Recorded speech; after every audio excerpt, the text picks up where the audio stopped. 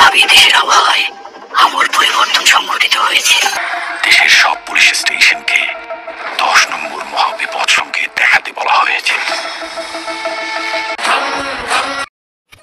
ওস্তাদ, পুলিশ আপনারে ঘিরা রাখছে, কিভাবে বের হবেন? বের কিভাবে হবো সেটা না হয় পরেই যান। আমার হাতে বন্দুক আছে, পুলিশ কেন, পুরো মিলিটারি ফোর্স এই দেশে আসলেও আমাকে থামাতে পারবে না। পুরো দেশকে জানিয়ে দে, আর আমার গাড়িটা নিয়ে আয়, আমি আসছি।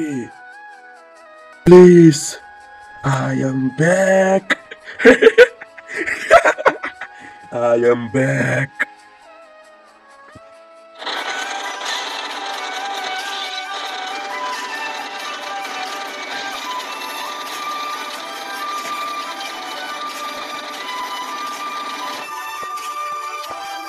আমার সাথে পাঙ্গা নিলে দুনিয়ায় তাণ্ডব হয়ে যাইব।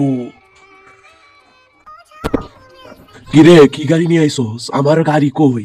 আসল গাড়ি কই? ওস্তাদ, আসল গাড়ি এখনই চাইতাছেন?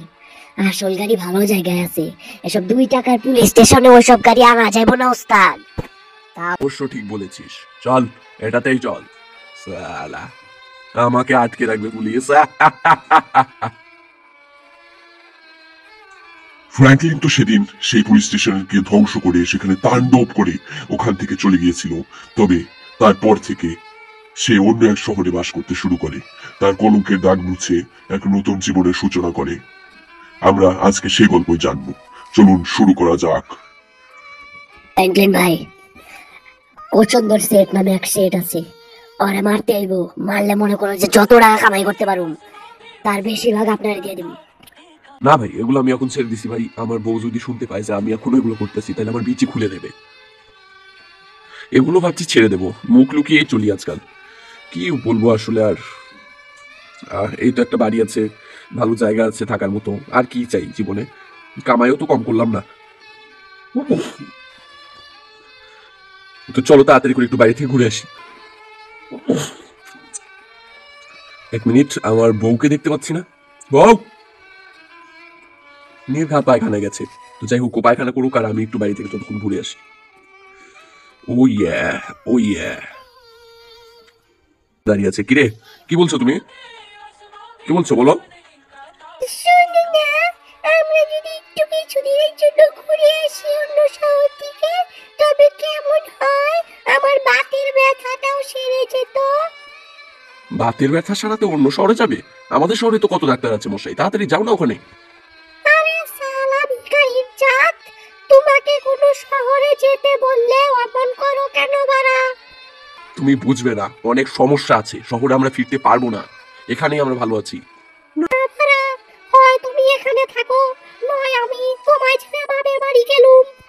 যা বেটার ছেলে, বাপের বাড়ি যাবে, বাপের বাড়ি যাবে। আচ্ছা যেও না বাড়া, তুমি বাপের বাড়িতে গেলে আমার পায়খানা কে সাফ করবে? সেটাই তো বলছিলাম, আমি হচ্ছে চলো যাই ঘুরে আসি শহর থেকে। শহরে যাবো ঠিক আছে, তবে মাত্র একদিন, একদিনের বেশি কিন্তু একটা সেকেন্ড আমি থাকতে দেবো না। আচ্ছা বাড়া, একদিনই অনেক, আমি একটু জুরাসিক পার্ক দেখবো বাড়া। যা। নিয়ে এসে পড়েছি আমাদের আগের শহরে, তবে আমাকে অত্যন্ত সামনে চলতে হবে। এই জন্য আমি মাস্কও পরে নিয়েছি, যাতে আমাকে কেউ চিনতে না পারে। এটা হচ্ছে কি আমাদের আগের বাড়ি। তো চলো, এই চলো আমার পিছে পিছে আসো। এতদিন পরে নিজের শহরে এসে কতই না শান্তি লাগছে মশাই, কতই না শান্তি লাগছে। ও ইয়া, ও ইয়া। ফ্র্যাঙ্কলিন আর তার বউ একসাথে ঘুরছিল বটে, তবে ওরা তো জানতো না কি অভূতপূর্ব বিপদ ওদের জন্য অপেক্ষা করে আছে। সকলেই তেনার লীলা, কি আর বলবো। চলো গেমটা আবার শুরু করা যাক। চলো বাড়া, এই পিছে পিছে আয় রে বেড়া। ও ভাই, আমাদের সেই পুরনো বাড়ি, কতই না শান্তি লাগছে এখানে এসে।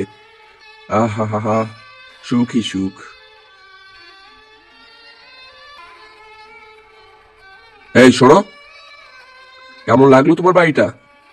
আমার খুব পছন্দ হয়েছে, আমরা এখানেই থাকি না কেন?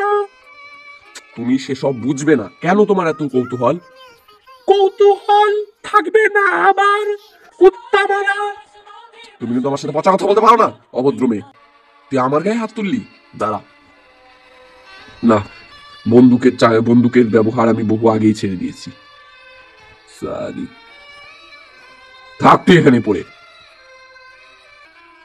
কি হলো, মানে এখানে বাতে ব্যথা নিয়ে আসছে, তার উপরে মনে করো যেভাবে যদি চিৎপটাং হয়ে পড়ে থাকে কিছুদিনের মধ্যে তো কুত্তায় পথ মেরে দেবে ওর।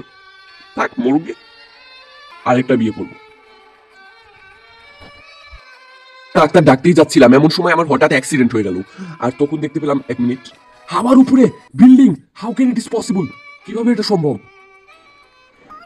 হ্যাঁ, বিল্ডিং এর উপরে ওটা কে? ওটা কে? Gaku, see you soon.